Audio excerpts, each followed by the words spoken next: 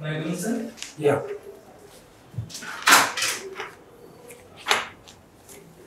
Good afternoon sir. Good afternoon. Good afternoon. बस.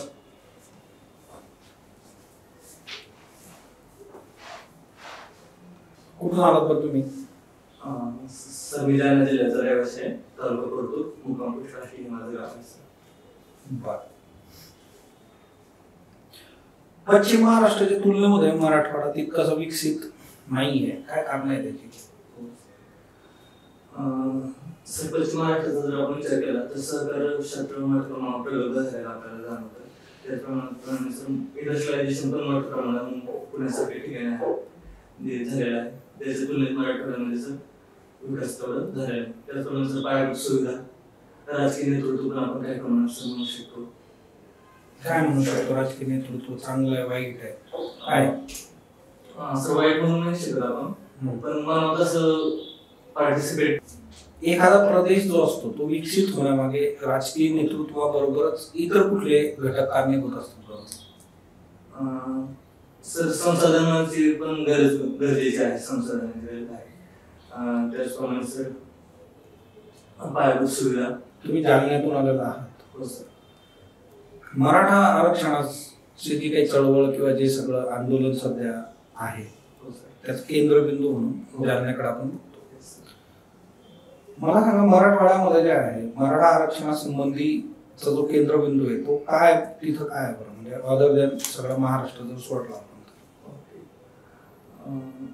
Sir प्रामुख्याने जालना जिल्ह्याच्या अंबड तालुक्यामध्ये आंतरवाली सराटी हे गाव आहे. तिथे सर प्रामुख्याने आपल्याला उद्योग जाणवलेला दिसतो. सर आपण त्याला थोडे हिस्ट्रीचं कारण देऊ शकतो. जसं विदर्भ आहे किंवा पश्चिम महाराष्ट्राचे आहे, पश्चिम महाराष्ट्र आहे, त्याच्या तुलनेत सर आपण मराठ्यांमध्ये रिझर्वेशन द्यायचं आहे. तर मराठवाड्यामध्ये सर निजामकालीन ज्या तरतुदी होत्या त्या तरतुदीप्रमाणे सर तिथं लागू होत नाही. आणि आपण महाराष्ट्राच्या तुलनेत जर विचार केला तर अविकसित म्हणजे मोठ्या प्रमाणात अविकसित असल्यामुळे खूप मोठ्या प्रमाणात. कुणबी हा शब्द ऐकलाय तुम्ही? हो सर. काय अर्थ होतो कुणबी या अर्थ शब्दाचा? शेतकरी. आरक्षण जे आहे तर ते द्यायला हवं का? म्हणजे तुमचं स्वतःचं वैयक्तिक मत काय? कुठल्याही कम्युनिटीला आरक्षण दिलं पाहिजे का? दिलं पाहिजे, येस ऑर नो? सर सध्याच्या वेळेला तर आरक्षणाची गरज आहे आपल्याला, पण का द्यायला पाहिजे बरं? सर आरक्षणाचं मेन पर्पज आहे की जो मुख्य प्रवाहाचे जे बाहेर आहेत त्या प्रवाहात त्या व्यक्तींना सर आत घेण्यासाठी आपण आरक्षणाची तरतूद केली आहे. सर आपलं जे संविधान आहे त्याच्यामध्ये काय तरतुदी आहे आरक्षणाच्या? सर संविधानामध्ये प्रामुख्याने 15 आणि 16 कलमांमध्ये सर आपण आरक्षणाची आपल्याला तरतूद आढळते. त्यामध्ये सर असं मेन्शन केलेलं आहे की जे मागास घटक आहे त्यासाठी सर गव्हर्नमेंट आरक्षणाची तरतूद करू शकते. तुम्ही जे कोर्सेस केलेले GCC, काय फुल फॉर्म आहे बरं याचा? Sir government certificate of computer, GCC टायपिंगचा कोर्स आहे. कॉम्प्युटर ऍप्लिकेशन्स मध्ये तुम्ही तुमचं ग्रॅज्युएशन कंप्लीट केलेलं आहे. डीप फेक काय असतं बरं? सर AI टेक्नॉलॉजी आहे. AI टेक्नॉलॉजीच्या माध्यमातून एखाद्या पर्सन असेल किंवा त्या पर्सनची बदनामी जर करायची असेल तर त्या AI टेक्नॉलॉजीच्या माध्यमातून सर आपण त्याचे ऑडिओ व्हिडिओ काढून वेगवेगळ्या म्हणजे त्याला बदनाम करण्यासाठी सर आपण त्याचा वापर करू शकतो. बदनामीसाठीच वापरला जाऊ शकतं का डीप फेक? चांगल्या गोष्टीसाठी वापरला जाऊ शकत नाही का? हो सर, चांगल्या गोष्टींसाठी आपण त्याचा वापर करू शकतो. एक्झाम्पल द्यायचं झालं सर त्या ॲनिमेशन साठी आता नवीन येतात पिक्चर येतात त्यामध्ये सर त्याचा वापर केलेला आपल्याला जाणवतो. सायबर क्राईम मोठ्या प्रमाणावर वाढत आहेत आता सध्या. Yes sir. ओके, तुमचं ग्रॅज्युएशन कॉम्प्युटर ऍप्लिकेशन आहे. हो. सामान्य माणसांना तुम्ही सायबर क्राईम पासून अवेअर कसं कराल बरं?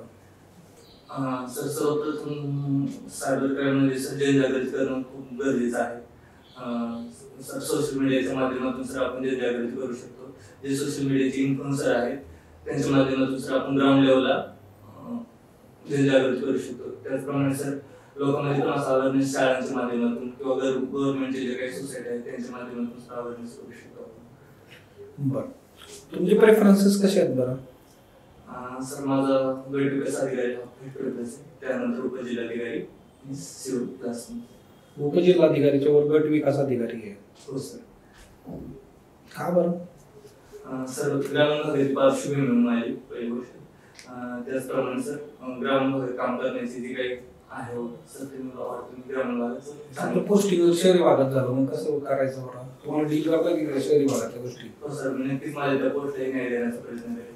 पुण्यामध्ये काय समस्या आहेत बरं? तुम्हाला काही समस्या फेस कराव्या लागल्यात का? हो सर. वैयक्तिक स्तर सर ट्रॅफिकची प्रामुख्याने समस्या जाणवते आपल्याला. सर नुकतंच आता मोठं पुढे आलं होतं त्याप्रमाणे तो माझा जो एरिया आहे त्यामध्ये तिथे मोठ्या प्रमाणावर घरांचं नुकसान झालेलं आहे सर. बरं, ठीक सर. आता बघा शहरात म्हणजे काय पूर येतात म्हणून तुम्ही सांगितलं होतं, त्याच्यामध्ये वेटलँड्स माहिती आहे का तुम्हाला? वेटलँड्स त्याचा काय रोल आहे का बरं? हो सर. सर पाणथळ एरियाचा जर आपण विचार केला तर जिथं मोठ्या प्रमाणावर पाणी साचलं जातं तिथं तो पाणथळ प्रदेश निर्माण होतो. जर पाण्याचं प्रमाण जर वाढलं, नदीतून नाल्यातून येणाऱ्या पाण्याचं प्रमाण वाढलं तर तिथं मोठ्या प्रमाणावर तो स्टॉक निर्माण होतो आणि त्याचा प्रवाह अनियंत्रित होऊन सर तो वाढतो. पाणथळ जागा ठेवल्यात का शिल्लक आता शहरीकरणामध्ये? नाही सर, दिवसेदिवस प्रमाण खूप मोठ्या प्रमाणात कमी होत आहे. इंदिरा साहनी जजमेंट बद्दल माहिती आहे का बरं तुम्हाला?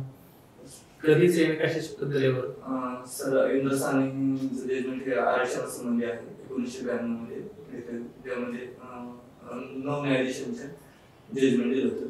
त्यामध्ये सर 50% आपली आरक्षणाची मर्यादा आहे सर ते उठवायला सांगितलं नाही सर.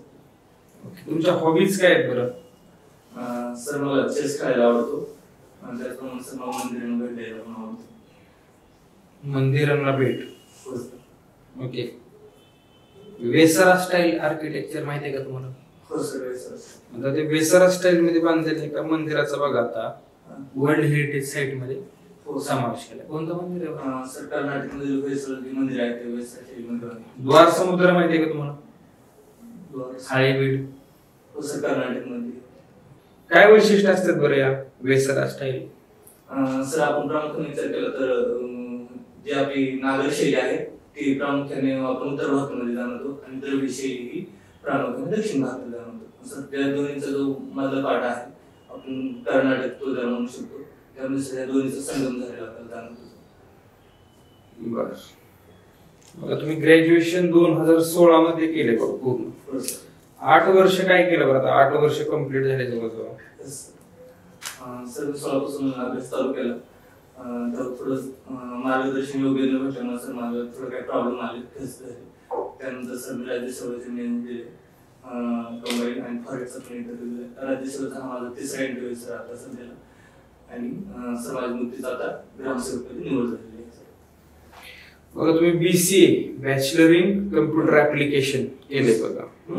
त्यानंतर 8 वर्ष काही केलं नाही मध्ये तुम्ही GCC म्हणजे टायपिंगचं रिलेटेड कोर्स केलेला आहे. ही एक प्रकारची कमी प्रतीची बेरोजगारी नाही आहे का? हो सर, कमी प्रतीची बेरोजगारी मध्ये जी टायपिंगची बेरोजगारी मोठे सर. तुम्हाला असं वाटलं नाही का की IT मध्ये वगैरे आपण चांगल्या पदावर किंवा चांगल्या जिथे जॉब सिक्युरिटी मिळू शकते बाबा, चांगले पैसे मिळू शकतात बाबा, असं तुम्ही ट्राय केलं नाही कधी जॉबसाठी? सर मी IT मध्ये जॉबचा ट्राय नाही केलेला पण 16 पासून प्रशासनाने म्हणजे जे होतं ते होतं त्या उद्देशाने मी हे चालू केलं. बेस प्लॅटफॉर्म म्हणून हा प्लॅन बी म्हणून मी हा सर कोर्स केला होता सर. ओके. तर हे जे नॉलेज आहे बघा तुमचं कम्प्युटर ऍप्लिकेशनच्या रिलेटेड, याचा प्रशासनात इनोव्हेटिव्ह पद्धतीने कसा वापर करता येईल तुम्ही? सर दिवसेंदिवस जर आपण जर विचार केला तर प्रशासनामध्ये आपण ई गव्हर्नन्स मोठ्या प्रमाणावर वाटचाल करताना आपल्याला जाणवत आहे सर. जर मला प्रशासनात येण्याची जर संधी जर भेटली तर माझ्या जे काही नॉलेज आहे माझं विषयाचं सर मी त्याचा वापर करू शकतो. फॉर एक्झाम्पल सर मी आता जे AI टेक्नॉलॉजी आहे किंवा चॅटबॉट सारखे जे टेक्नॉलॉजी आहे सर आपण त्याच्या माध्यमातून सर आपण लोकांकडून प्रशासन देण्याचा प्रयत्न करू शकतो. बरं. ChatGPTचा वापर केलाय का बरं तुम्ही? हो केलाय. हे ChatGPTच्या येण्याने बघा हे जॉबसाठी मानवी जॉब म्हणजे ह्युमन जॉब आहेत बघा, त्यासाठी घातक राहील असं वाटतं का तुम्हाला? सर हे तात्पुरत्या कालावधीसाठी आपल्या बेरोजगारीवर आपला परिणाम करणार आहे पण आपण फ्युचरचा जर विचार केला तर ह्याच्यातून निश्चितच चांगल्या सुविधा आपल्याला प्लॅटफॉर्म उपलब्ध होतील जेणेकरून रोजगार अजून वाढतील. बरं, मराठवाड्यातील किंवा पर्टिक्युलरली जामण्यातील बघा तुमच्या हो सर. प्रमुख पिकं कोणती आहेत बरं? सर प्रामुख्याने हा दुष्काळग्रस्त भाग आहे. त्यामध्ये सर कापूस आणि सोयाबीन हे प्रमुख पिके घेतली. त्याप्रमाणे रब्बी हंगामात ज्वारी घेतली. ज्वारीची कोणती व्हरायटी घेतली तेव्हा? सर फुले संगम आमची सर फुले संगम आम्ही घेतो सर. ओके, मालदांडी वगैरे घेतात का? हो सर, मालदारी पण घेतली.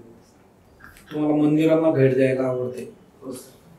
राम मंदिर आता निर्माण आपण अयोध्येमध्ये केला आता, हो सर. भेट दिली का तुम्ही राम मंदिराला? नाही सर, अजून नाही. कुठल्या शैलीमध्ये उभारलं बरं राम मंदिर? नागर शैलीमध्ये सुरू करायला. बरं, तुम्ही आता ग्रामसेवक पदी जे आहे तुमची नियुक्ती झालेली हो आहे, सर. बरोबर?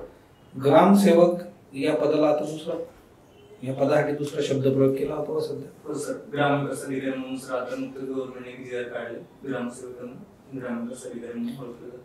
का बरं असं केलं? सर त्याचा विकास ग्राउंड लेवलला विकासाचे त्याचं काम आहे.